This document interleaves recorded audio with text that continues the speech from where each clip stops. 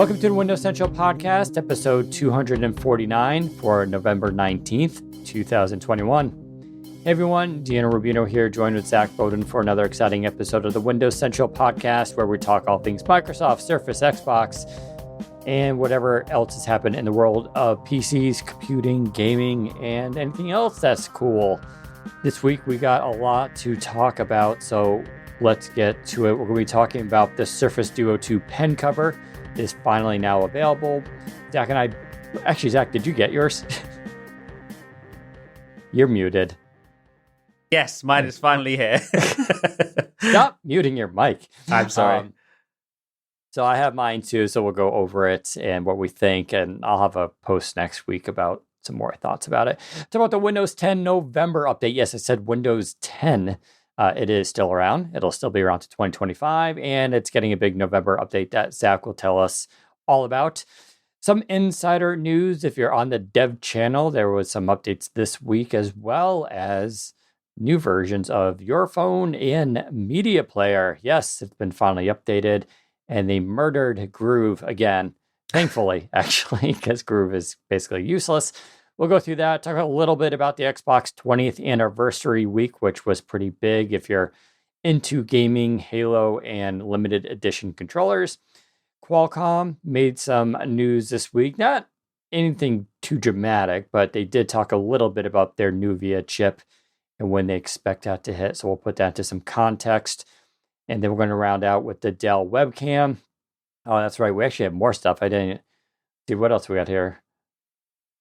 Oh, WhatsApp. Oh, yeah, we got some more apps. Yeah, WhatsApp UWP, that's out now. And the Qualcomm Snapdragon Developer Kit. And then we'll also talk about the Dell webcam again. We did talk about the Dell UltraSharp webcam months ago.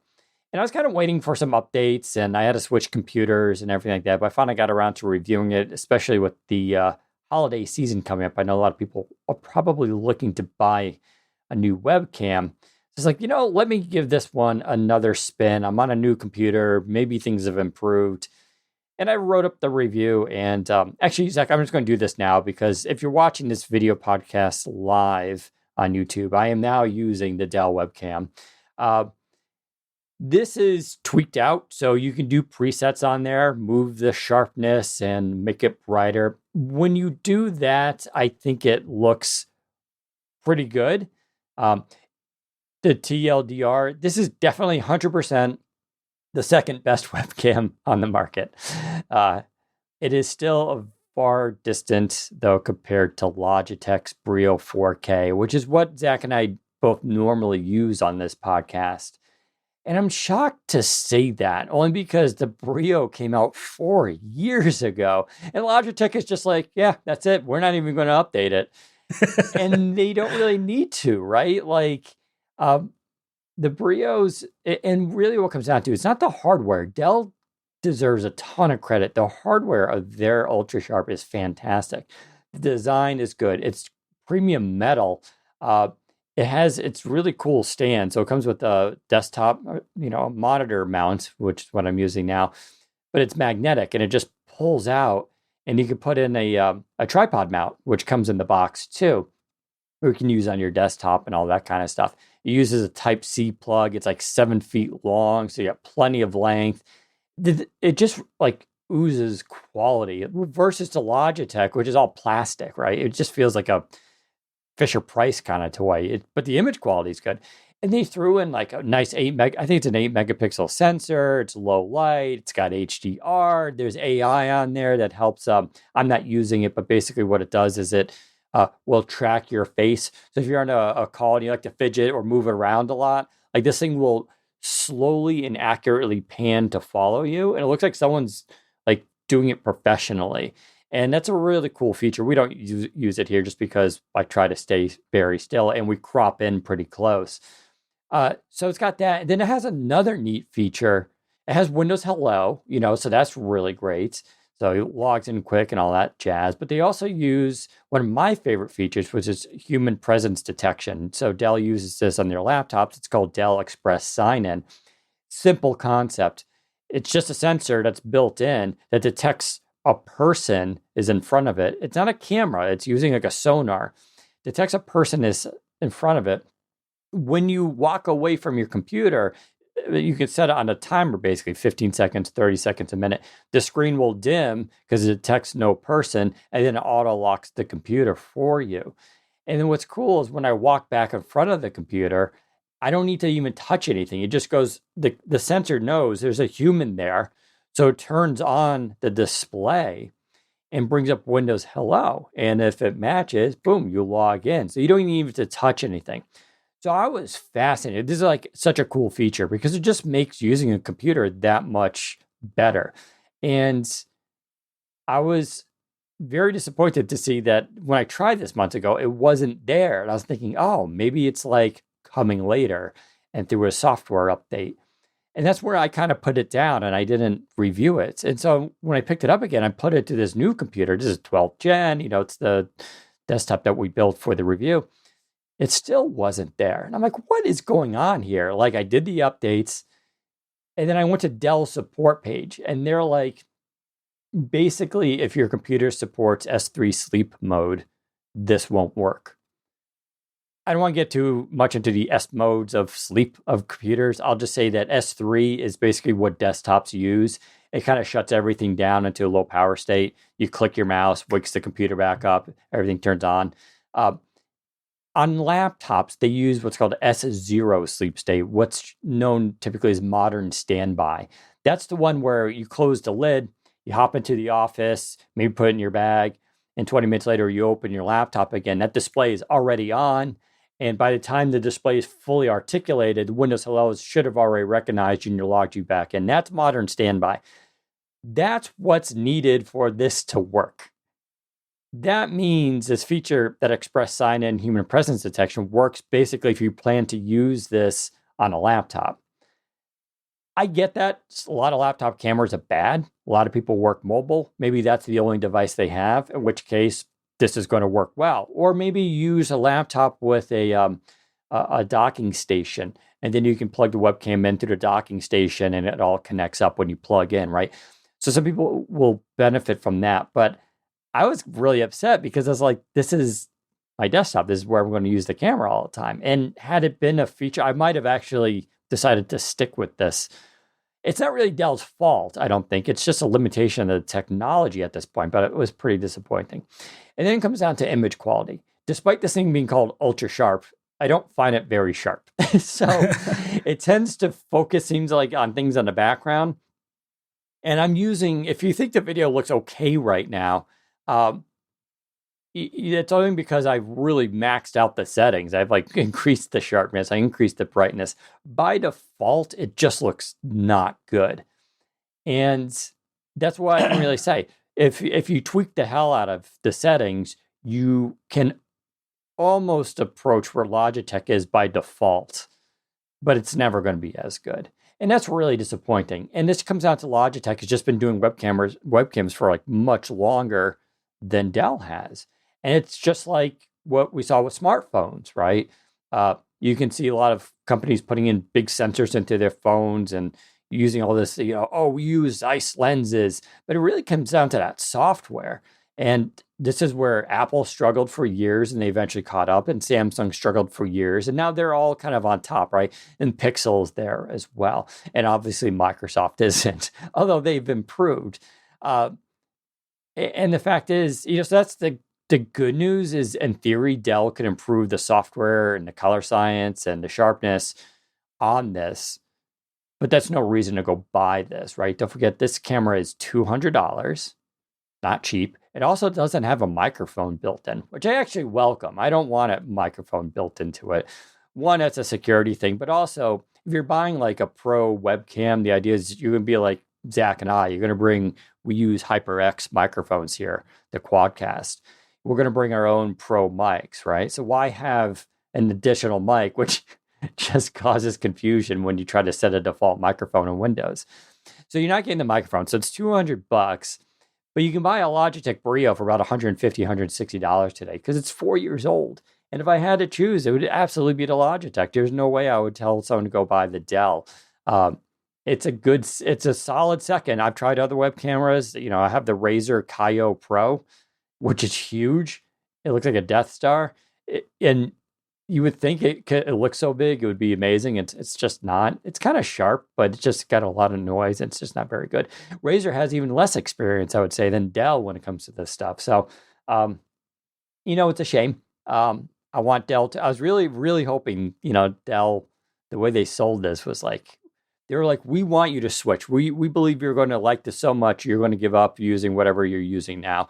And actually, maybe that might have been a case if I had like a C920, the Logitech C920. I didn't compare it to that. Maybe it's better than the C920, but I think it's a moot point. Like, why would you buy a C920 when you can buy the 4K, the Brio 4K for like $150 and still save $50? So it doesn't really make sense. But that's the Dell Ultra Sharp. So it's not terrible. If you're, like I said, go watch the video on YouTube of us doing this podcast right now. I'm using it. But I think I'll switch back now to, and this will be the good test, right? So give me a second if I can, oh my God, what's going on with the controls on Skype? There we go. Give me 2 seconds and I'll switch it back to the Brio and you can see what I'm talking about.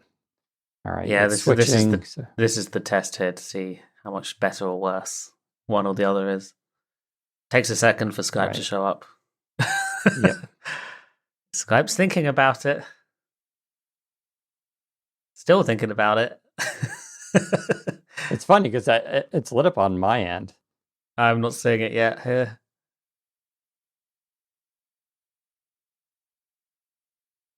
Maybe if I toggle. Yeah, maybe toggle my camera on and off.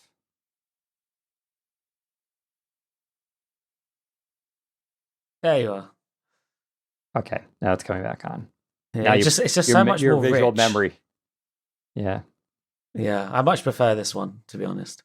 Maybe the color accuracy on the Ultra Sharp may be more realistic, maybe. But I like the vibrancy and also just the picture quality looks clearer on the Logitech. Like it looks sharper. Yeah. Yeah. And you can go in the review. I did post photos like cropping into the face where things are sharper. So it's like, I don't hate the Dell. Like it's a good camera. I think for most people, it will definitely be an upgrade. Like I said, it's a definite number 2. If they could just improve some of the color science and the default settings and stuff like that, it could definitely be a contender. But Logitech's overall picture is brighter than the Dell. And it's just, I find it to be a little bit sharper, but I don't know. We'll see what people say in the chat room and stuff like that. But you can go see this video on YouTube and check it out yourself. And like I said, just go check out the review on Windows Central. I do have a bunch of comparison photos. That is that. I'm shocked. Who's going to dethrone Logitech as their camera is 4 years old? Like, who's going to beat them? Who could beat them? 100%. Microsoft.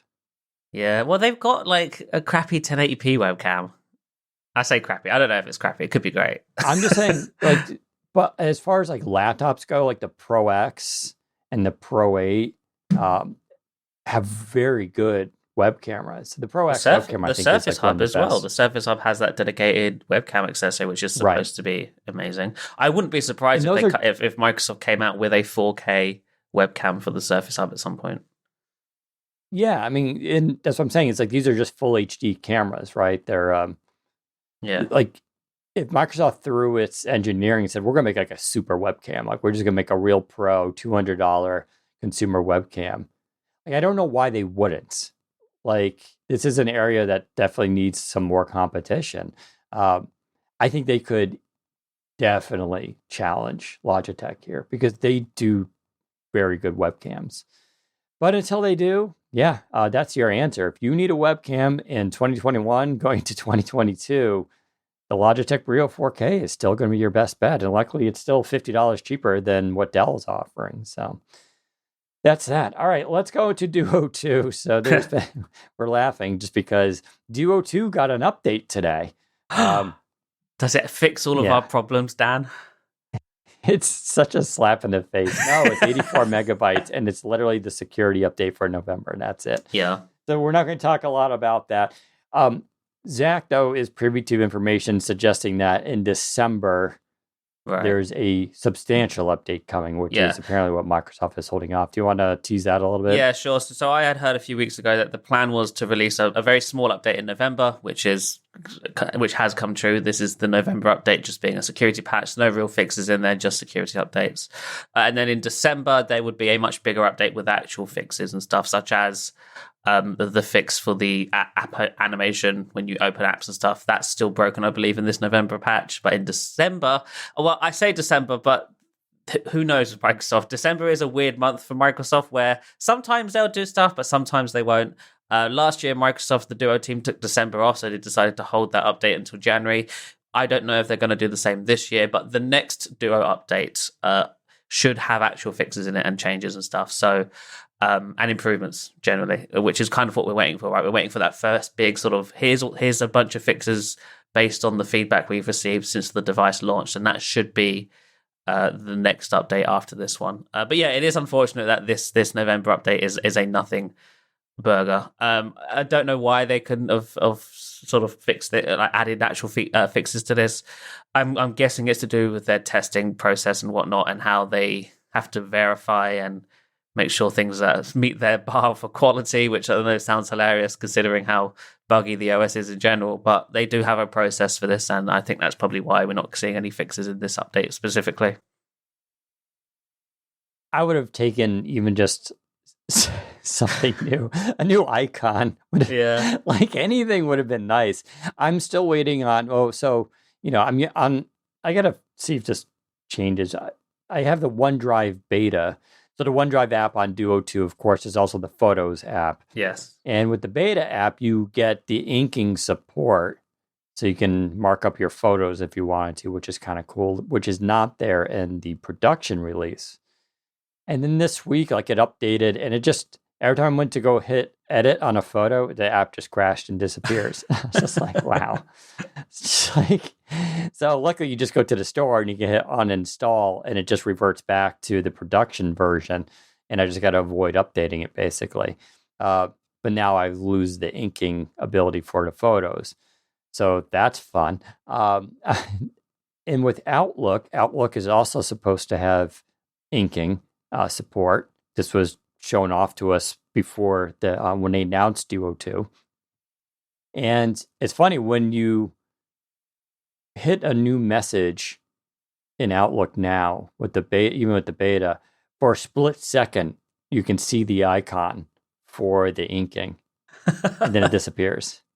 So it's clearly, so that's just how Microsoft does things, right? It's built in there, but when you're dog fooding the app, those flags get turned on and off, and it reveals these features. So people dog fooding this, and Microsoft clearly are using this feature. You can just see it's there. So I'm hoping that with this December update, that finally becomes available. And then, the animation stuff will help.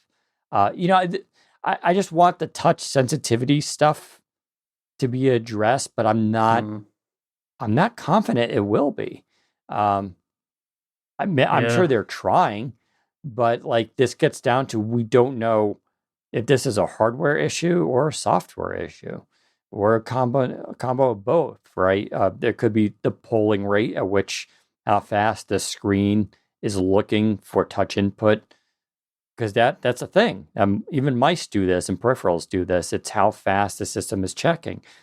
And if it's not checking very quickly, possibly to save battery life, possibly related to the choice of display that they used, then you're going to have this sort of feel that the touch isn't as responsive. Maybe it's a software issue. Maybe the sensitivity just isn't as strong as it needs to be. Maybe it's a combo of those. We don't know.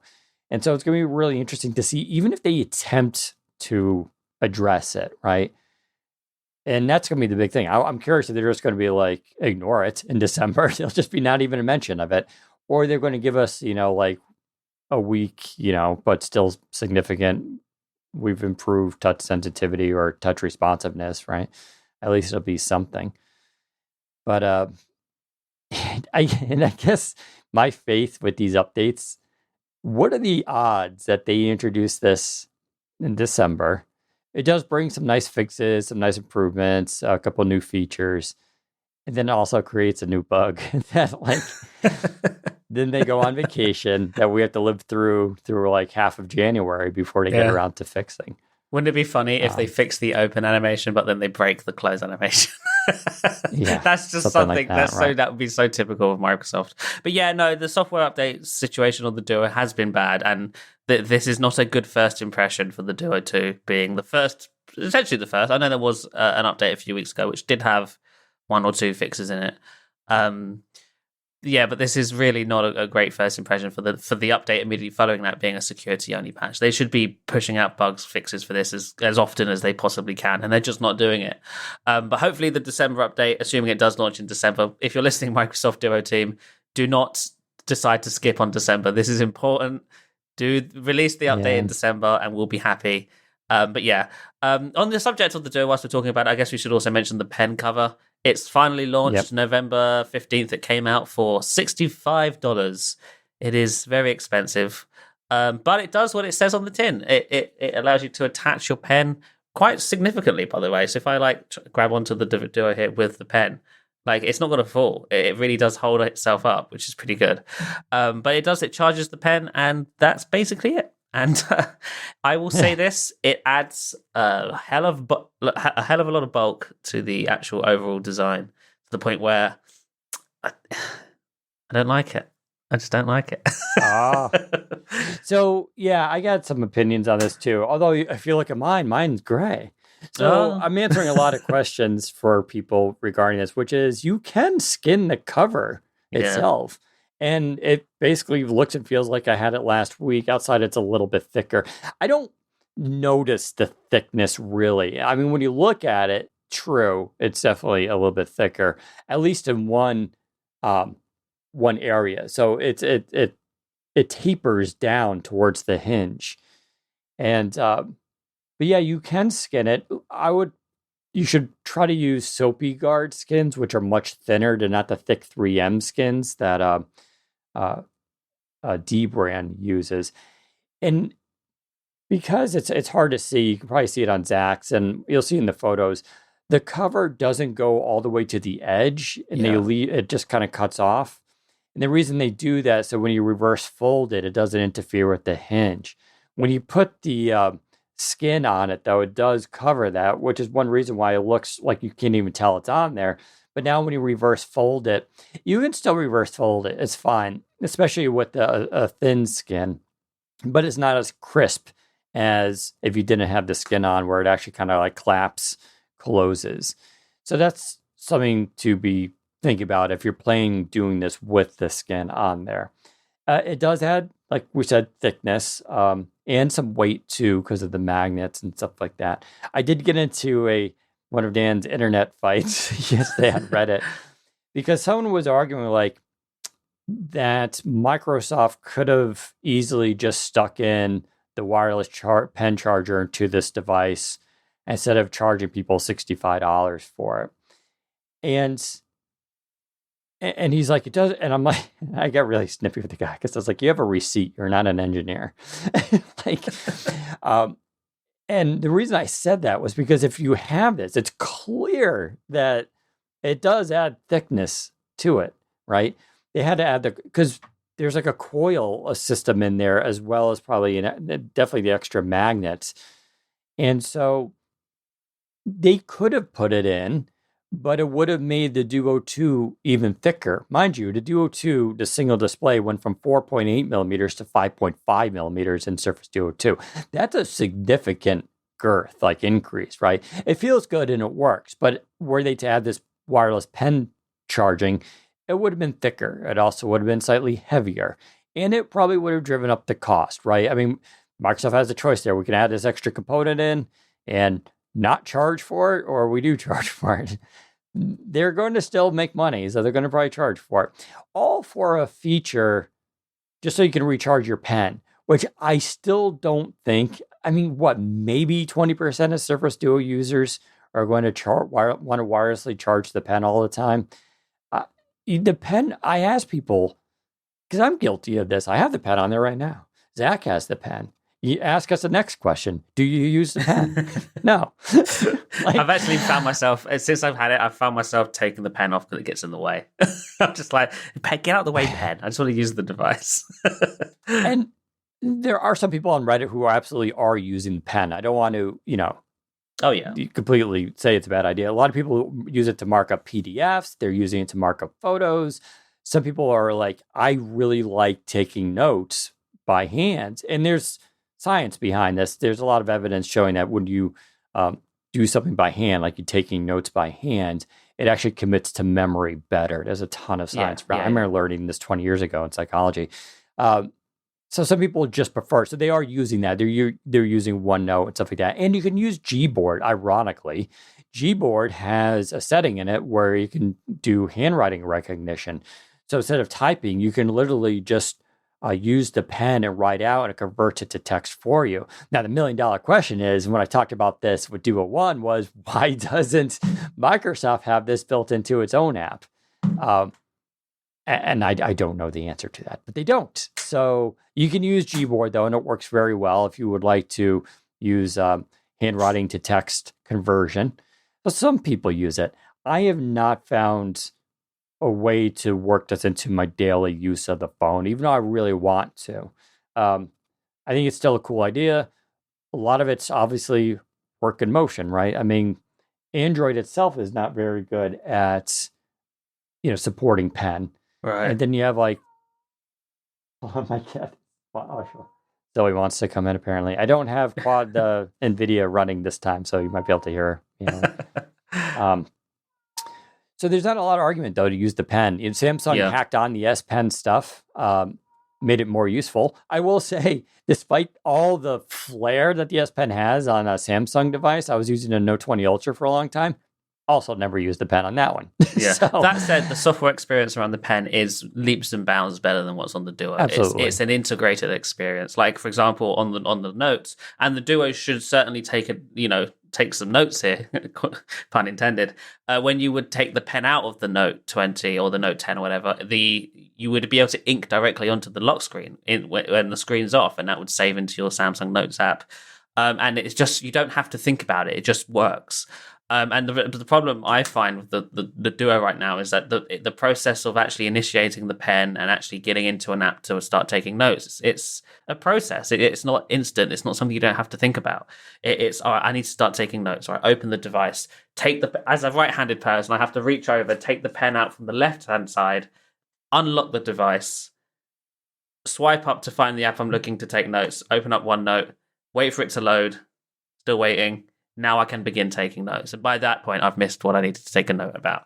Whereas on the Note 20, you just have to take the pen out, open the device, start writing, and you're good to go. And that would automatically sync with your OneNote or Samsung Notes on the Galaxy. And that's what the Duo, for me, is missing right now. Yeah, so all this stuff will be coming. We've heard things they want to do, inking on the lock screen, and part of it is waiting for Android to come along. Part of it's that they need to do it themselves. Right, there's no haptic feedback for these apps. Makes the Surface Slim Pen 2 a little bit less interesting.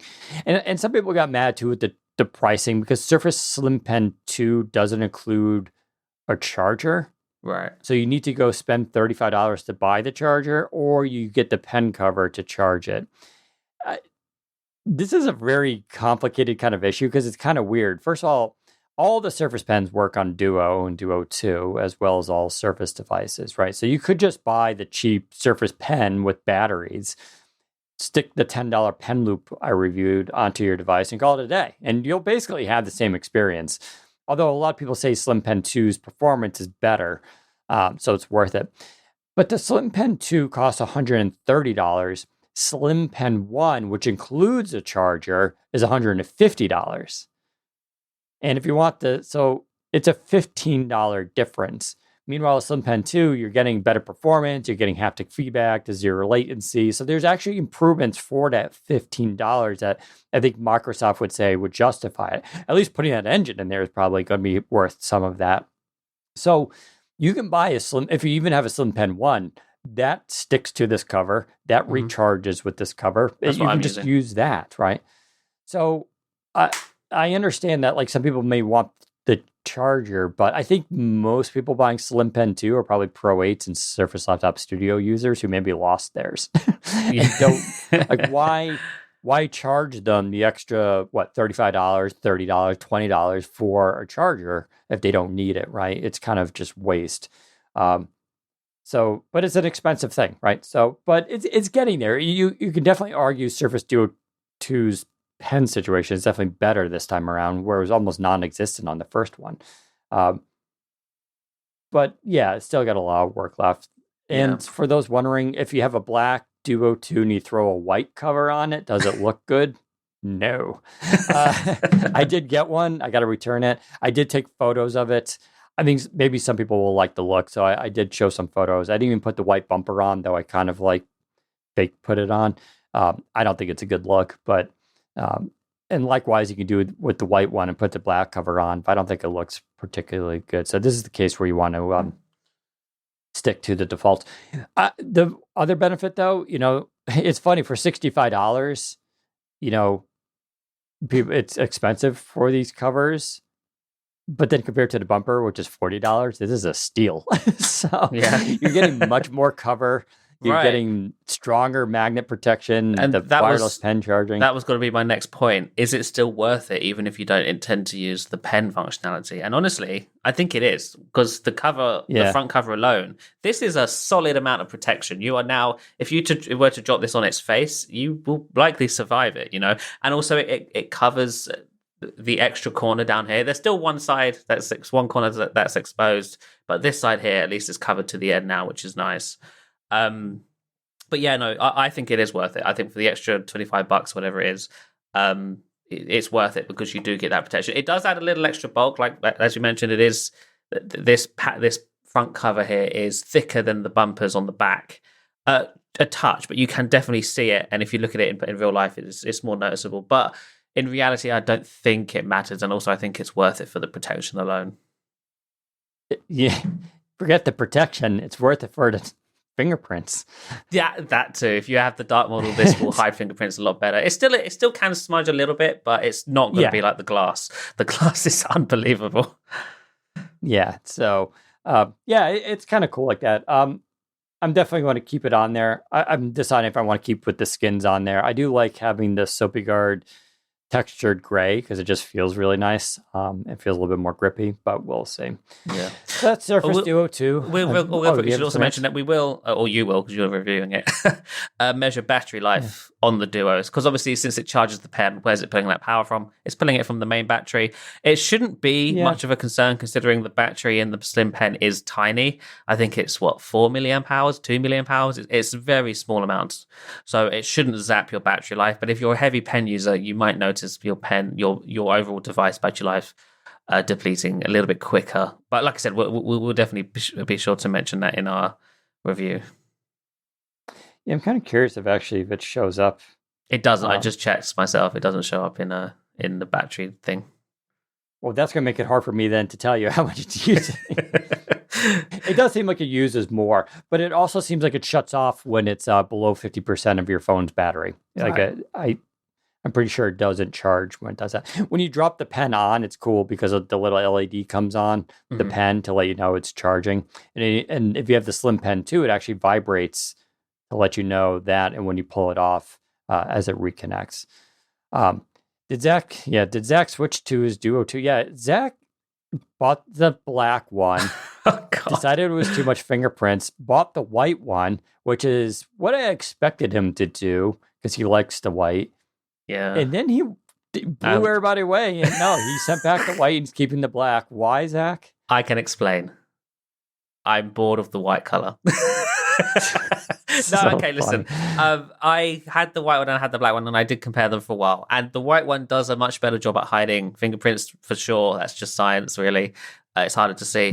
But I've been using the white Surface Duo since September 2020 when the first one came out. And the thing with, the black one looks beautiful on the Duo 2. I personally think it is the better looking one, as long as you don't touch it. The second you touch it, it gets disgusting. But I just wanted to change, and also the pen cover does a good job at hiding most of the fingerprints, and that was launching. And the white one, I didn't fall in love with it as much as I did with the black one. So I just had to return the white one and go back to the black one. And honestly, I'm much happier with it. I don't know what it is. It's just something about it that just is much nicer to my eye. The black version also, when I put the white cover on the black version, when you're looking at the screens, I can now see the white border from the cover. Yeah. Which was distracting and made the display look less elegant. Mm-hmm. Whereas with the black on there, it's all jet black. It really hides the bezels and kind of blends the all other thing in. with The black white version. Yeah. The white one, like you can see the seams between the glass and where it curves into the sides and stuff and around buttons and whatnot. On the black one, that's all hidden because it's all sort of merges together because it's all similar colors. Also, the camera bump on the back is way less noticeable on the black one compared to the white one. On the white one, it's like, there it is, everyone, there's the camera. On this one, it's sort of subtle. So yeah, the dark one, the black Surface Duo 2 is certainly more of a stealthy option, which I actually prefer. I kind of like the idea. I just like it. It's nicer, and it's less sort of eye-catching when out in public as well. The white Duo, like people will ask about it. This one, I think you might get away with it a bit more. Got it. So that's our Duo catch-up news. Let's turn to the Windows 10 November update. Zach, why did Windows 10 get a November update, and what's the plans for Windows 10?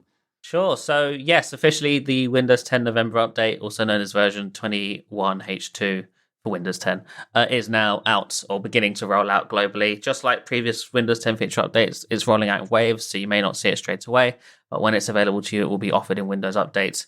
And then once your version of Windows 10 runs out of support, you will be automatically updated to the latest feature updates, which if you are running an older version of Windows 10 right now, that will be the November update. It's out, and there's really not much to it. Very minor sort of enterprise and businessy features. Nothing will go over here because it really doesn't really, for our audience, there's really not much to it. But why does it exist? It exists because Microsoft has a commitment to Windows 10 until 2025, so they must continue rolling out feature updates. Well, they don't have to technically do feature updates, but they are sort of keeping the status quo here. That said, they are changing the update cadence. So Windows 10 had 2 feature updates a year famously. Didn't work out too well for them. So they are aligning Windows 10 now with the Windows 11 update cycles, meaning it's going back to 1 feature update a year. Now, these won't be major feature updates like Windows 11. These are going to be very much minor ones along the same vein as the November update and the May update earlier this year and stuff. So very minor stuff, mostly focused on enterprise enhancements and whatnot. Maybe there'll be 1 or 2 sort of consumer-facing features here and there. They might update the emojis down the line, for example. But for the most part, these are going to be very minor updates that take a few seconds to install. And that will keep you supported with security updates and whatnot going forward until the end of supports in 2025. So yeah, we have technically 3 more feature updates for Windows 10 left before it's game over for that OS. It was plenty of time, 4 years to go. So I wouldn't worry too much. If you're running a PC that's unsupported with Windows 11, you don't have to immediately run and buy a new PC today. You have 4 long years left to enjoy your Windows 10 PC before it runs out of support, which at which point we will recommend buying something new because you shouldn't be running an OS that's connected to the internet without security updates. That's common sense. Real question is, will you and I be talking about the end of life of Windows 10 in 2025 on this Well, podcast? listen, did we talk about the end of life for Windows 7? I think we did, actually. No, I'm just wondering if you and I will both be around in 2025. That's how much we'll definitely be talking about. Well, I'm just saying, it's quite a few years. Who knows what's going to happen? Yeah, this it's time, true. right? Well, could end before then. But yeah. So Windows 10, it's getting 1 update a year. I know there was a lot of people asking about that because I imagine there's a lot of people stuck on Windows 10 because a lot of PCs are not officially supported on Windows 11. Though, as we've talked about before, most PCs, even though they are unsupported, will probably work fine on Windows 11 anyway. But yeah, that is the Windows 10 November update news. We should also briefly talk about the Windows Insider program for the week because there's always Windows Insider news. Before you jump to that, good question and comments from Sarah, which probably a lot of people wondering. Do you think Windows 10 is basically entering a maintenance mode now? Yeah, for sure. Yeah, like I said, every so often they might bring or backport, I guess, some consumer-facing features such as new emojis and whatnot. Some apps, like the Microsoft Store, for example, is coming to Windows 10. In fact, that's already started rolling out. The new Microsoft Store, that is. So stuff like that will show up here and there, but for the most part, the OS is going to be updated with security patches and enterprise features and enhancements going forward. There really won't be much else going on for consumers because there's no need for it, right? The focus primarily has moved on to Windows 11, which certainly has much more of a consumer focus, consumer push compared to Windows 10, which I think Microsoft is trying to shift that over to being primarily an enterprise thing only now anyway, because Windows 11 has the beautiful new UI, has all the fluid features and gaming enhancements and Teams for consumers and widgets, which is all very consumer, and Windows 10 has nothing like that. So yeah. Sounds good. All right, let's talk about the insider stuff because there were a few new apps this week that we finally got to see that have been promised earlier. So let's go through that. Yep. So Windows 11, as we've sort of been talking about for a while now, Microsoft is on this process of updating all of the inbox app experiences. They weren't able to update all of them in time for the launch of Windows 11, but they are slowly getting around to doing them all. And this week they started running out 2 new app updates in the dev channel. A new media player app and an updated Your Phone app. We'll start with the media player. This replaces Groove Music. It's an update to Groove Music that sort of rebrands it, which I've always said needs to be done because Groove Music was called that because it was a music streaming service. When the service went away, the fact that it was still called Groove Music makes no sense. It should have just been called Music Player. And they've now sort of come to their senses and are doing that. This new app is called Media Player, and it plays your local files and stuff. It has a new UI, which is sort of very matches the rest of the Windows 11 interface, fluid animations, rounded corners, etc., etc. But in addition to that, they've also added video playback support as well. Now, a lot of people got confused with this and thought this meant it was replacing the movies and TV app as well. That is not what's happening here. The media player is for local files only. Movies and TV as an app, at least for now, continues to exist, and that is for the Microsoft service that allows you to rent and buy and stream movies and TV from Microsoft's own storefront. That is a separate app that does its own thing. The media player is for literally when you download a video from the web and you double click to run it. Instead of it launching in movies and TV now, it will just launch in media player. And that's how that works. Very simple playback. So you've got like a scrubber along the bottom, skip track, pause, play, etc., etc.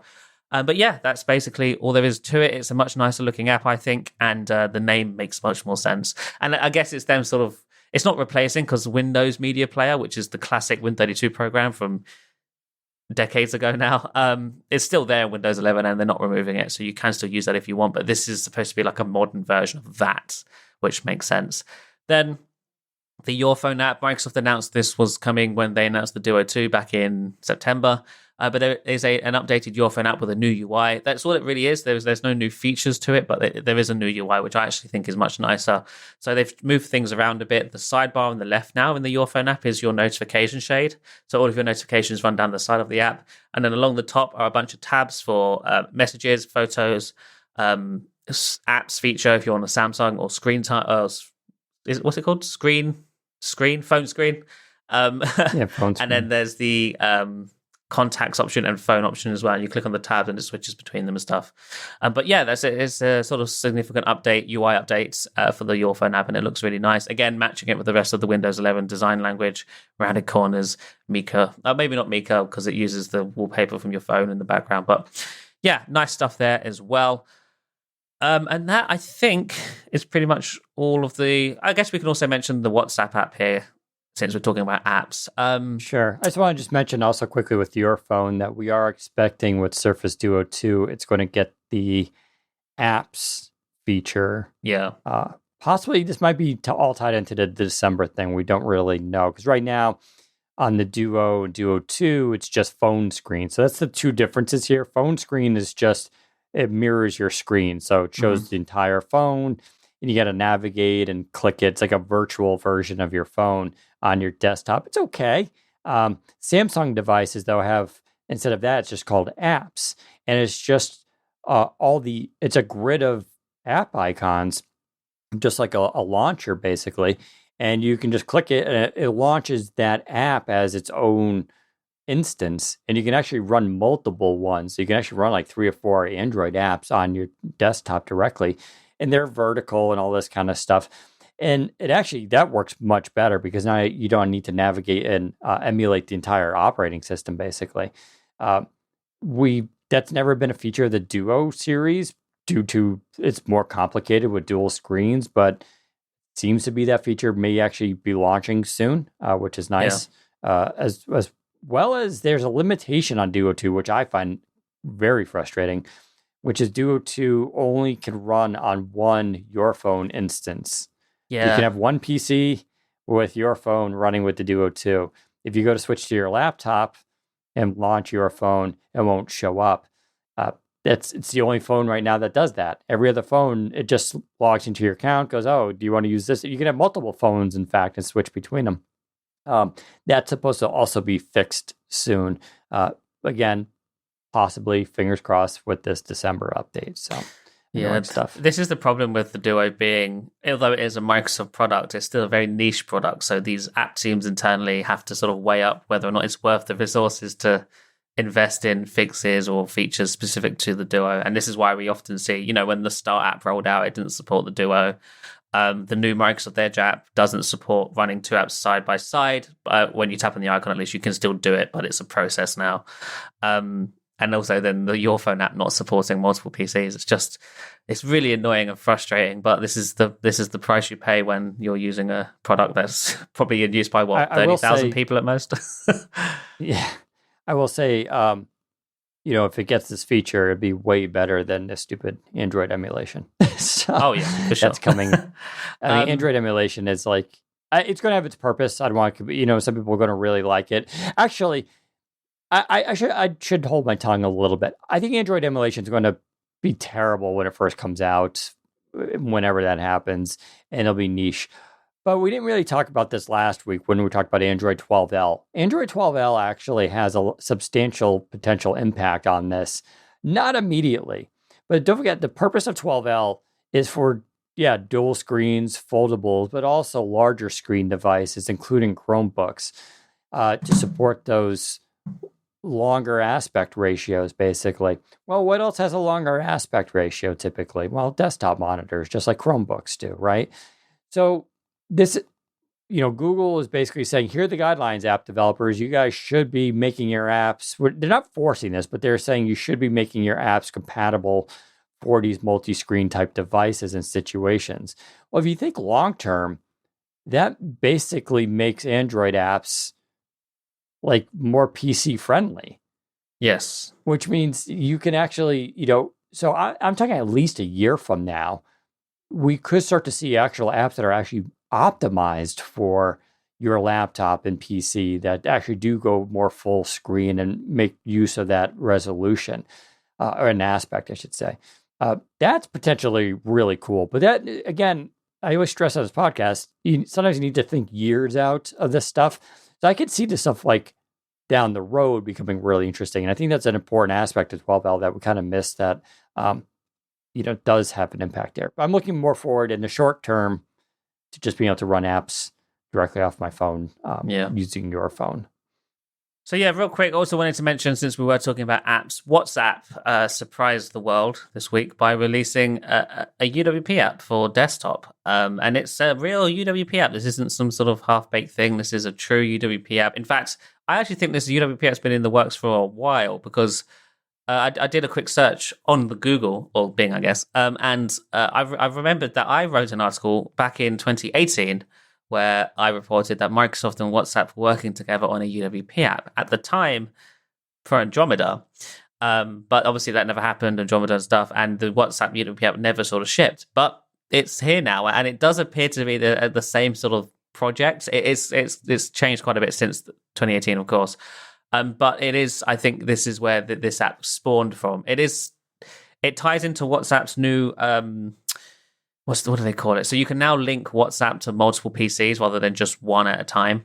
And it taps into that, which is good. So you can actually set it up on multiple PCs. And since it's a UWP app, it runs in the background. So when you close it, it's running it will still receive notifications as they come into your WhatsApp app as well. It's got like fluent design effects in it and stuff. It looks really nice. But this is UWP WhatsApp, and it's a dream come true. Too bad it's 4 years too late for Windows Phone.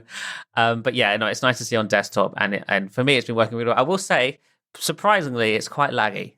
I'm not sure why. I don't know if it's just my PC or if everyone's experiencing that, but it's not a smooth app. When you full screen it, it's fine, but if you're running it in windowed mode, it can get quite laggy when scrolling through messages and stuff. But it looks nice. It's very clean looking. There's no dark mode. It is beta, so maybe they'll add that in the future. But surprisingly, WhatsApp decided to make a UWP app, and there it is. Yeah, it's funny. I need WhatsApp for an upcoming trip, as that's what the team is using for coordination. And I haven't logged into WhatsApp in probably 2 years almost. So I finally did. And then like a day later, this happened with the UWP. So it was kind of convenient that I can use it for that. I don't have as much to say on it as you because I just don't use WhatsApp. So, right. And I'm running it on a Core i9. So performance is just fine. But I'll see how it is on other devices. But it's cool because UWP, you can run this, of course, on like Surface Pro X. And I think it's a good move, although I don't like WhatsApp. I think people should use Telegram, which is much more fun. It has a way better app that gets way better updates. Like Telegram is just night and day with its stickers and community features and options. WhatsApp feels like it's still a relic from... I mean, WhatsApp to me feels like GroupMe, just has more users. So the problem, unfortunately, WhatsApp is huge in the UK, and I assume most of Europe. It's the iMessage of this side of the world, and so that's why I use it because everybody else does. But yeah, I agree. I think Telegram is a much better app on all platforms. Where if you compare the app Telegram, for WhatsApp and Telegram, the Telegram app is always better. Telegram's not Facebook, So I think that's important too, but. Still kind of cool to see. So let's move on. Snapdragon real quick. I sure. do want to mention also the new build that came out this week. So there was some stuff in it. Build 22504. Real quick, they added the ability to personalize Windows text input experiences. So the 13 themes that were already available in the touch keyboard can now be found within the emoji picker and stuff, which is kind of nice. They've also added the ability to personalize your emojis. So you can change skin color, for example, and even faces on some of the emojis, which is really interesting. And then the last sort of notable thing here, I think, is that they are now adding a behavioral change to devices or tablets that are 11 inches or less. Apps will now launch maximized by default when in the tablet posture on small devices. That's really interesting because that's one of the complaints I've had with Windows 11 being on the Surface Go, which is a 10.5-inch device. Windows 11 is nice. The new gestures for touch are really cool, but having to open apps and then maximizing them manually is a pain for a device with such a small screen. They're changing that, so now those apps will open automatically in full screen mode. Of course, you can still make them windowed if you want, but by default they'll open maximize now, which is much preferred. So yeah, that's basically everything in the Insider program this week. Moving on, we finally got word where that Snapdragon developer kit from Qualcomm was, and it's finally now available.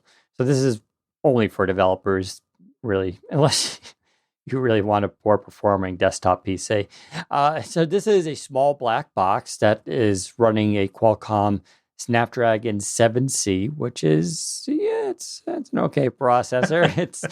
it's meant for developers, right? So the idea here is developers who would like to convert their apps to ARM or write an app natively in ARM can do so and test it on this device running Windows real world experience. And what's cool, the reason why it's a 7C, and I joke around about the performance is, actually, if it's a native ARM app running on 7C, it should be fine. The problem with the 7C is when you're not running native ARM apps. Because if you think about it, even a mid-range Android phone runs Android apps just fine. So the idea here is like you make your app, you run it on the 7C, it runs fine, performance is good. Just imagine how much better and faster it'll be on the 8CX.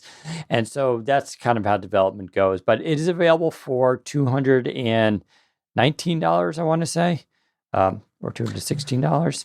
Not super expensive. $219. Yeah, $219. You can get it through the Microsoft Store. Snapdragon 7C, 4 gigs of RAM, 64 gigs of storage. There's a micro SD slot, USB 2.0, HDMI, USB 3.2 Gen 1, and USB Type-C ports. And it also supports Bluetooth. So it's actually a pretty affordable box, but this is a cheap so up to this point, if a developer really wanted to sort of test their app or start building apps and converting apps to ARM for Windows, they would have to buy Surface Pro X, which is like $1,000. They would have to buy, any other Windows on ARM laptops, which all run about $1,000, right? So they're not cheap devices. Only recently have we got something like the the Samsung laptop Go, which is cheap. It's $400 or something. But then you're getting a full computer, which maybe you don't need. With the dev kit, you can just literally put this with your regular computer, use a KVM switch between the two on the fly, and do testing that way, which is kind of cool. So this is a standard tool, but it's nice to see. And I guess that fades nicely into, we should just go right to the Qualcomm stuff now before we get to the Xbox news. So Qualcomm they're doing Snapdragon Summit in 2 weeks, which sadly I won't be there for. I'm very upset because they always invite press and analysts out to Hawaii, which is a nice break, So I would have been able to go to Hawaii, but I had to cancel out. But that's where they're going to announce new chips. So that's all eyes on that. Will be very interesting. But this was their investor summit, basically, where they talked to investors about what's going on. And it was just a short moment where they talked about Nuvia. Nuvia is the company they bought in January for $1.4 billion. Nuvia is founded by ex-Apple employees, the very ones who developed the A-series chips, which, the A-series chips were used in iPads and iPhones. And that's the chip that the A12 that led eventually to the M1, which is what is now being used in their laptop computers. So those people who were working on that chip now work for Qualcomm. And it's such a contentious thing that when they broke off to form Nuvia, Apple started suing the guy that founded that company. Basically, the idea was that Nuvia was going to start designing chips that it then wanted to sell back to Apple / Apple would then buy back their company. And we've seen this happen before in industries where people break off, form a new company, gets very popular, then they sell off the company back to the company they left. And they make a sweet, $1 billion or something. So Apple's suing this guy. This guy sued back saying Apple tried to steal employees from his new company back and all this kind of stuff. So it's a pretty ugly situation. But it doesn't matter. Qualcomm bought them. So now Qualcomm has the very brains. And Apple was very upset, by the way, that these people left because they were the brains behind the A-series chips that led to the M1. And now it was bad enough they were independent, and now Qualcomm owns them. So good news for us, though, right? So, and over the summer, was in July, Qualcomm flexed a little bit saying, we think we can definitely beat Apple at this game, and again, at this investor conference, they said the same thing, but more importantly, they said they were going to be able to deliver the first Nuvia chip designed by them within 9 months to their OEM partners, basically. So it's going to hit OEM partners in 9 months, and then it'll be another couple months after that before it hits consumer devices, which puts it into early 2023, probably, right? Late 2022 when it gets to OEMs. I realize for people like, you want M1 competitor now. I get it, but this is remarkably fast transition, actually. Chips take years to develop. And the fact that this is actually, we're saying 9 months out, is significant. They're saying that that these will rival Apple's M1 chips. And presumably we don't mean the M1 chips today. We're talking about the ones that they're building into the idea here that the M1 chips evolve and will get faster as well. That's really interesting. And to put this all in perspective, Qualcomm doesn't make chips, right? What they do is ARM Limited designs ARM chips. So that's ARM lowercase, and then capital ARM is the name of the chips. They make the designs. Qualcomm buys the designs, or basically license the designs, and then Qualcomm modifies the designs and puts on its own chips and its own GPUs and its own modems and all that kind of stuff. And then it's all tweaked out, has all the software, has all the drivers and all the APIs, which is all ARM Limited did was design it. They didn't even make the chip. Then they take it, they give it to TSMC, who then makes the chips for them. And then they are sold to companies like Samsung and Google and whoever else wants processors. This is the first time that Qualcomm is designing, quote, in-house their own chip. So it's going to be ARM-ish, but it's not licensed from ARM Limited. This is their own in-house. But what's cool is they've also said, listen, if ARM Limited comes out and designs a new chip that's even better than ours, we'll license that and use that. So like they get both worlds right now, which is pretty cool. But the expectation is these chips will be their premium, mobile processors, and they're very confident that they're going to be able to compete with Apple directly on this. They're not even worried about Intel, where they think Intel is still miles behind them. Qualcomm is going to be able to hit the 5 nanometer real soon. So these chips are going to be the ones to watch. Yeah, it's 2023. I know that seems like a long time out there, but I'm telling you, this is, when it comes to processors and chips, it took AMD around 5 years to catch up to Intel on the desktop and finally surpass them. And when they did, it was finally a big deal. But it wasn't like they did that overnight, right? There was a couple of iterations of Ryzen to get there. And they're still behind Intel, I would say, on laptop in terms of some features. But they're getting there. So this is a long-term game, but this is a very good thing. These are going to be for Windows PCs, right? Qualcomm sees this as a big deal. It's going to be something to watch. I think we're going to enter in the same phase we're entering in with Intel AMD now, which is the TikTok phase between those. Each quarter, they're going to outdo each other. And you're going to see that with Apple and Qualcomm, I believe, too, with this ARM stuff. You're going to see, one quarter Apple will beat them again. And, oh, my God, it's all over. And the next quarter, Qualcomm will come back. And I think that's what's really going to happen. Because there's nothing magic about the Apple chips. They just been designing them for 10 years in-house already. And those people that designed it for them now work at Qualcomm. So, I don't know why that would not turn out to be like a good thing, right? So I think computers, especially in the next 2 to 3 years, 2 to 4 years, are going to get really, really interesting. All it means for consumers is we're going to get awesome laptops. That's all I need to know. It doesn't matter if you like Qualcomm, Intel, AMD, or you think Apple is the king, whatever. It's just going to mean all our laptops are going to get better. Then it's going to be really getting kind of minutiae. My laptop gets 18 hours of battery life. Mine gets 19 hours. It's going to be okay. Sure. Okay. So this will be really fun, but we'll see. Maybe Qualcomm will talk more about it at their Snapdragon Summit in 2 weeks. But in the meantime, I do expect new Snapdragon PC processors in the meantime, you know. So that next year and a half is not going to be there's nothing now. I do believe they're going to update the HTX and all these kind of their ongoing compute chips for a new generation. There'll definitely be a new Surface Pro X before the Nuvia chips are ready. That's almost a given. Yes. So there definitely will be chips between now and then. Yeah, so it's those chips are going to be good. I think they're going to be pretty performant. They won't be, people will still going to be but Apple M1, and they won't be the Apple M1 competitors, but they're going to meet, I think, where people are for this demographic who need these chips. It's funny. I still say it.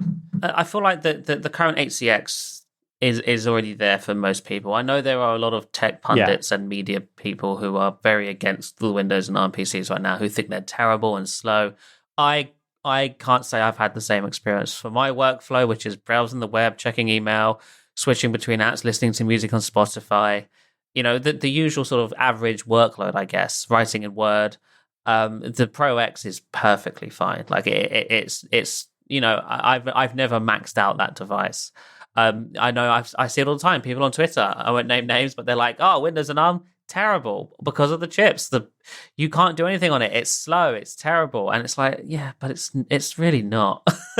It's fine. Right. It's not far. It's not the fastest in the world. Don't get me wrong, but it's not like I'm using an Intel Celeron, as you are basically trying to describe it. So that's not what this is. It's true. Now, the Pro X is still my favorite. And then talk about, even though Intel is caught up a lot of ways, the way I could describe it is the Pro X gets consistently better battery life, whereas the Pro 8 gets better performance and can get pretty good battery life. As soon as you start hammering that CPU and that GPU, the battery life drops off more significantly than it does with ARM. And that's really kind of the difference here, is the efficiency cores. So the Pro X, if you just do a standard battery test that just repeats the same thing over and over again. The Intel does quite well compared to the Pro X, but when you're using them in real life, the Pro X is going to just last longer, whereas the Pro 8, depending on what you're doing with it, you can really hammer it. The battery life drops off more significantly. That said, Intel's got 12th gen coming out for laptops. We expect that fully at CES. That's going to switch their architecture to similar to what ARM uses with the big little design. I don't think it'll beat M1, although technically the Core i9 does slightly beat the M1 Max right now, supposedly. It's just going to lose on the power and efficiency kind of thing. But I think Intel, you're going to see the new Intel 12th gen is going to make actually a big jump for laptop stuff, which again, for most people, it's going to be fine. And so these gaps that Apple have is just going to start to narrow. And that's going to be the story we're going to keep covering for the next 2 years, I believe, is that Apple's lead is just narrowing and getting more close.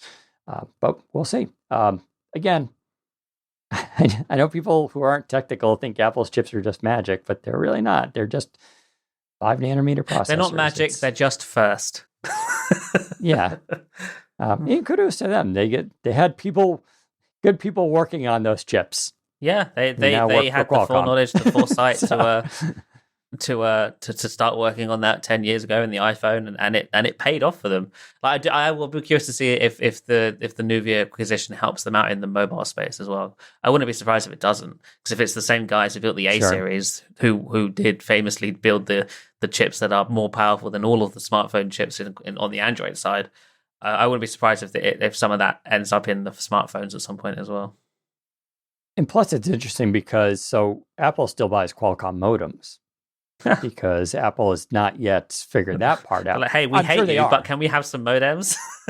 Yeah, I'm quite confident Apple is going to eventually do that. Because they've been wanting to move away from Intel. Didn't they buy Intel's modem business? Sure, I remember reading that somewhere. I forgot what it was, something like that. But they wanted to move away from that too, so they'll eventually do that. But that's where Qualcomm still has this advantage, which is Qualcomm's advantage in the chip sector is that they do 5G, they do Wi-Fi, they do AI very well. Pro X is still the only laptop that auto adjusts your eyes to make it look like you're looking at the web camera, which is so bizarre. And I think they have a lot more of that kind of magic happening.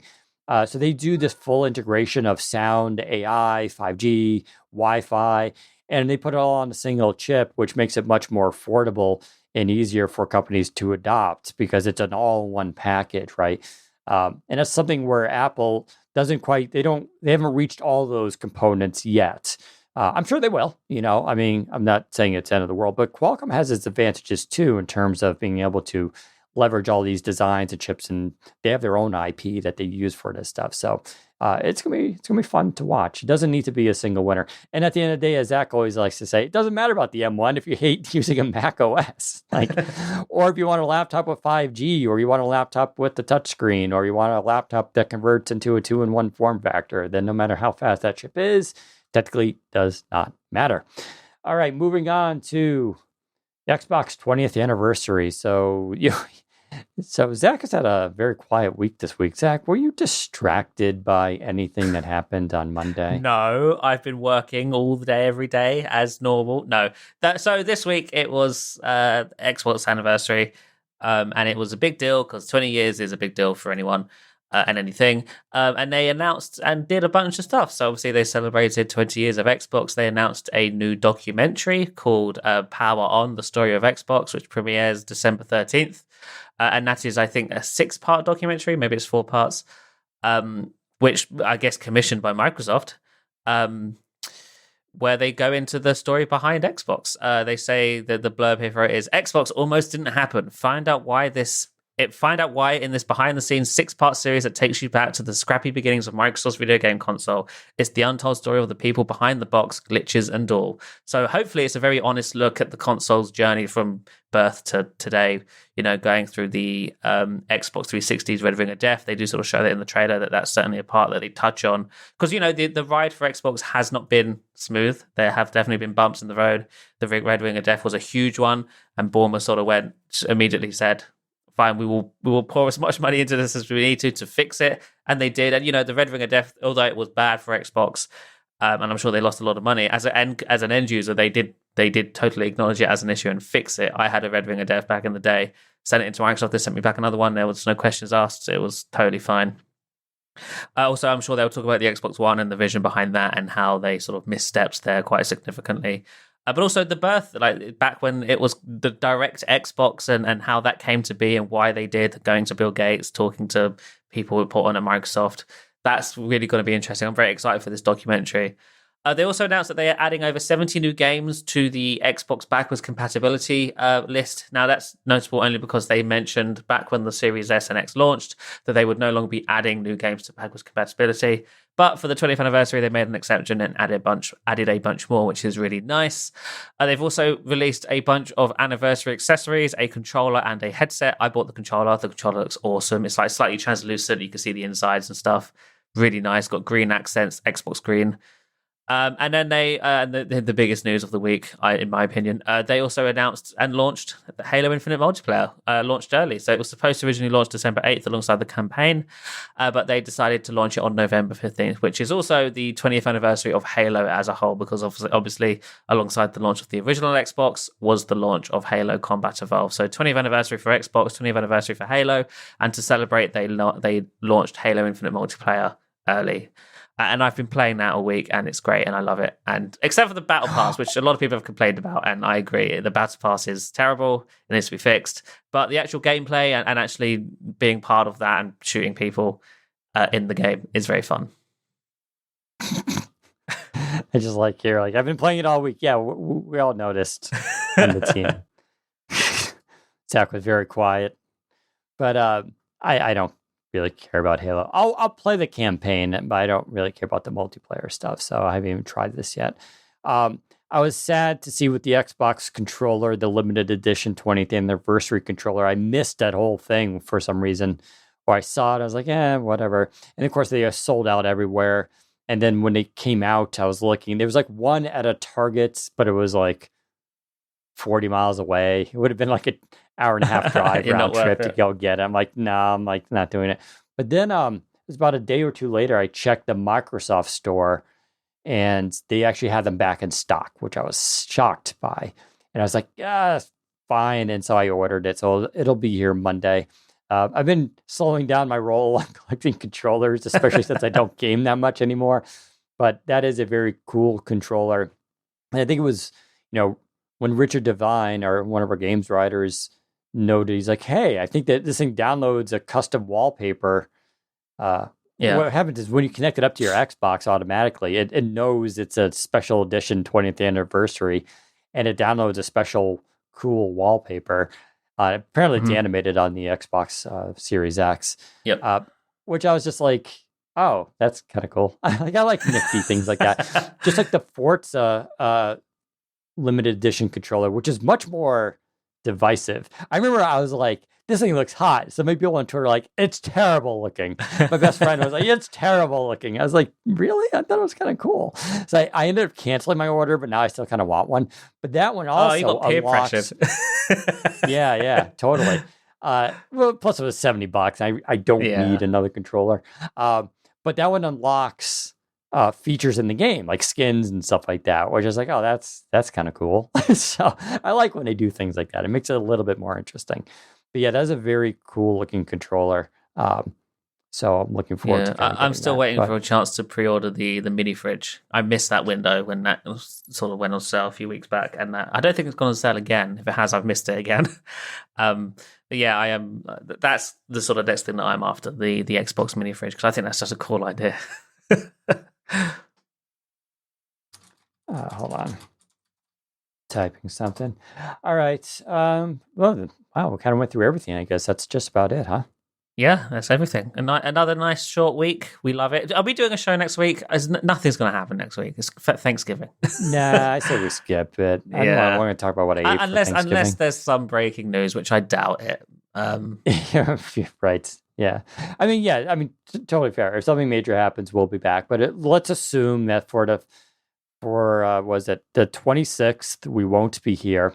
The 3rd, we're going to pencil in as a maybe. I'm coming back from Israel that morning. So, as I mentioned in the last podcast, I'll be in Israel with Intel to actually see how the chips are made, which is very cool. and I get to talk to a lot of executives and ask all sorts of cool questions about processors that I've always wanted to know. But I'll literally be arriving from landing at Boston Logan in the morning. So I'm going to come home, power nap for 2 hours, and then I'm going to try to do the podcast because we're also expecting Qualcomm news that week as well.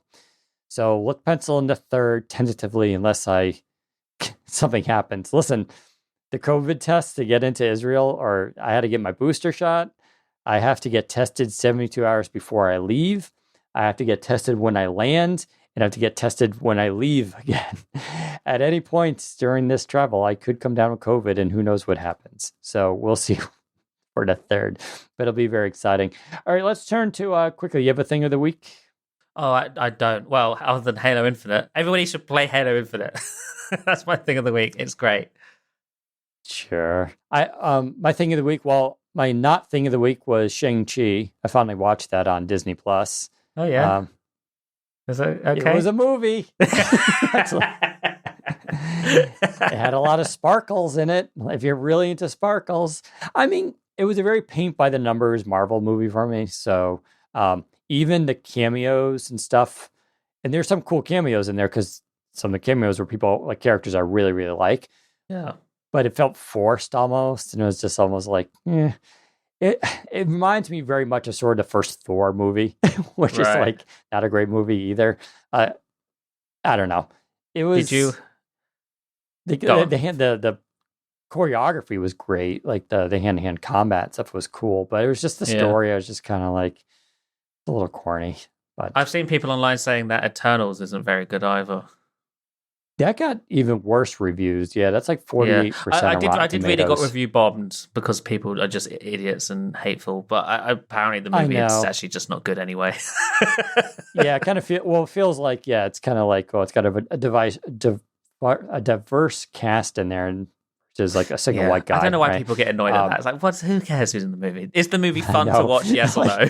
To get so mad over a movie, I saw Shang-Chi. Like, I'm not like viscerally angry at it. I was just like, okay, I was like entertained. I wasn't bored at all, and I enjoyed where the story went and stuff like that. But like, that's about it. That's a Dan review. I'm not gonna get viscerally angry. And if someone enjoyed it a lot and said I got a lot out of that movie, I thought it was fantastic, I'm not gonna be like, you're wrong. I'll just be like, good. I'm glad. Unless it's about Star Wars. If you like Last Jedi, you're wrong. Right. Yes. Yeah, that one I do kind of draw the line. That is just not a good movie. It has moments that I love, but just all bad movies have moments. It's true. True.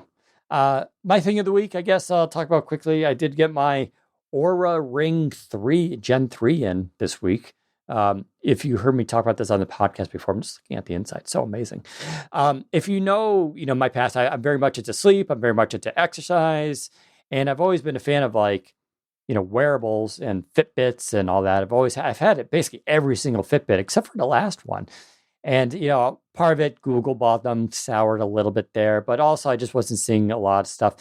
I also got kind of tired of wearing a band a little bit. So I switched to Aura in June 2020. And part of it was because during COVID, they were, their ring was used in academic research for testing and predicting COVID because this ring has temperature sensors in it.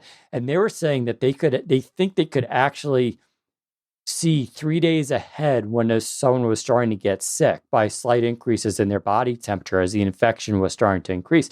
And there's been a lot of research now since then. And the NBA adopted it for those reasons. UFC adopted it as well.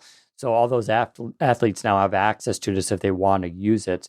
So if you don't know, the Oura Ring is basically a health sleep tracker, but it fits on your finger instead. So no more stupid band. It's an amazing piece of technology. It gets like 5 to 6 days of battery life, which is insane. It has an accelerometer in it, has temperature, readers in there. And all this. This is the Gen 3 now that you've added an SpO2 sensor to it, which is not active yet, but it will. So it'll help detect oxygen desaturations during sleep, which is another predictor. So just because you see that doesn't mean you have sleep apnea, but if you see it often enough, it may be a good indicator that you should talk to your doctor about possibly being diagnosed with sleep apnea, which is something I used to treat when I was doing my sleep studies back in Weill Cornell in New York City. And so like that's coming there now. They've also added more temperature sensors, so it's more accurate. Now it actually can do period prediction as well for women, which is pretty awesome. And it has, before it could detect your heart rate while sleeping and like just punctuated throughout the day kind of thing. Now it's got like a live heart rate tracker in there, which means it can actually be like more like a fitness band. So when you do exercises, it'll actually sort of detect your heart rate during the exercise, which is cool. Also, they're updating the sleep algorithms, so it's supposed to be a better predictor. So the reason I use this, though, and I'm such a big, and I bought this. They didn't send me these, unfortunately. I did buy them. The reason I like Aura so much, and I keep describing to people why I like it over Fitbit, Apple Watch, and I use my Apple Watch at the gym, by the way. I use my Apple Watch just for the gym, hikes, and if I go on a bike ride, because I do like it for that. But what's cool is I can sync all those right into Aura, and Aura's sleep data can sync into Apple Health. So it's all kind of cool that way. It also syncs with my Zero fasting app, which is nice. And then I think you can connect it up to Fitbit somehow too. But the reason why I like it so much, the data they give you is useful. I hate on the Apple Watch, you're like, you completed your ring today. Like, what does that mean? Like, what is a ring? And like, and Fitbit gives you a kind of a score kind of thing. What Aura does, though, is the difference between a temperature and a forecast. I can tell you it's 64 degrees outside. That's helpful. Okay, you have a rough idea what that means. But now you may want to know, but is it humid out? Or is it very dry? Is it raining out? Is it going to rain? Is it going to snow later? Like, that's why we have a forecast, right? It's the idea of like, here's the current conditions as well as what's coming next. Well, that's what Aura does. Like, let me read you off quickly what my Aura says so I wake up in the morning, the first thing I do is I check it. And they have two major scores. One is called readiness and the other one's called sleep. So readiness. It says ready and recharged. Your readiness is strong and improving. You've balanced your rest and activities. Great job. And when you go into it, and it doesn't say that obviously for all days, like yesterday, optimal HRV balance, that's heart rate variability, which is a very increasingly important metric that health things are using.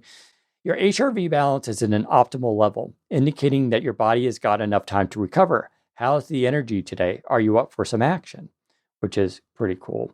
And then on the day before, on Wednesday, this was kind of fun. It says, listen to your heart. Seems that you didn't have the best of nights, but overall, your readiness is still good. How do you feel? And I've had it where sometimes I didn't get a good night's sleep. And it literally goes, you didn't get a good night's sleep. You're not doing well. Your heart rate is up. Your HRV is down. Why don't you take a break today? Don't go to the gym and basically relax. So it actually gives you guidance on how you should plan your day, basically. Sometimes it'll be like, maybe you should try to take a nap. And if you do take a nap, it recognizes you took a nap, it updates those scores, and then we'll evaluate what you should be doing for that day. I find that increasingly just so helpful when I plan to go to the gym and moreover, I can use it to correct things in my life. If I'm up at 11 o'clock at night, I throw down 2 shots of whiskey, I go to bed, and I don't sleep well, I could be like, I don't sleep well when I drink alcohol, But if I go and have 2 shots at like 8 p.m., stay up for a couple hours, and I sleep better, I'm like, okay, that works better for me. Maybe I shouldn't have alcohol after 8 p.m. Or maybe it's still not good, and because lately I just cut out all alcohol. So you can do things like that. Or if you eat too late, you can see, because eating too late is bad for your heart too. Or rather, you don't sleep as well because your body is focusing on digesting instead of sleeping, and your heart rate goes up to compete with that. And so you don't recover as quickly. So it's all these little things you get to basically evaluate your life and your decisions you're making. Like, even maybe I exercised at 6 p.m. and then I went to bed a couple hours later. I didn't sleep well. Maybe I shouldn't exercise then at 6 p.m. Maybe I should try to go earlier. So it's all stuff like that. I think it's awesome. So a huge fan of it. The reason I went to Gen 3 as well is because as a Gen 2 user, this is what I don't like, but this is common. They are now charging optionally $5.99 a month for your advanced data. I don't think a lot of people need that, to be honest. I just like my readiness scores and how I slept. And that's what I use 95% of the time. I don't really dig down into my actual charts. But they are charging $5.99 a month for that access, which you get free 6 months to try it out. I don't think you need it, but it's worth trying. But because I was a Gen 2 user, they're like, if you upgrade to Gen 3 in the next month, you're going to be a lifetime premium subscriber. Like, we'll give it to you for free. I was like, okay, that's worth it. Plus, I was really happy with the company. They're a Finnish-based company, and it's a great product. I got the Stealth, so it's just like dark gray. And it's matte. It's made out of like titanium or aluminum, so it's very sturdy. It's waterproof. Just goes onto a wireless recharger. It's all cool stuff, and I just like it because I can wear a regular watch now. I don't have to have a stupid band on, and I guess people think I'm married, but you can put this on any finger you want. They send you so when you order it, they send you a kit with all the ring sizes. They're plastic rings. You try it on, figure out what finger you want, try it out for a few days, and then when you're ready, you go back to your order and be like, give me a size 10, and then they complete your order and send it to you. So very cool process. I think it's better than Fitbit. I think it's better than the Apple Watch. Those have advantages. I like not having notifications every freaking 5 minutes, and the Apple Watch, I still have to charge every night. Like this is just better for my life. But you may be different. But Oura Ring, it's spelled Oura, so it's kind of weird. But go check it out if it sounds like something you're interested in. I swear I'm not being paid by them. I did have to buy this, so. But there we go. All right. Well, I think that does it for the podcast. I did extend it by an extra 10 minutes. Sorry about that, but hopefully you got something out of it. Hit me with questions about it if you want to talk more. Twitter, Daniel_Rubino, Rubino. And you can follow Zach at ZACBOWDEN. You can join us every Friday, 2:30 p.m. Eastern Time for our live version of this podcast, except for next week. And of course, we'll be back next time. We will do Q&A with the audience now. So if you guys have questions, make sure you ask them. If you ever want to join that, you guys can listen to live and join the podcast for that. But as always, have a happy holidays. We'll see you in a couple weeks. Take care, everyone.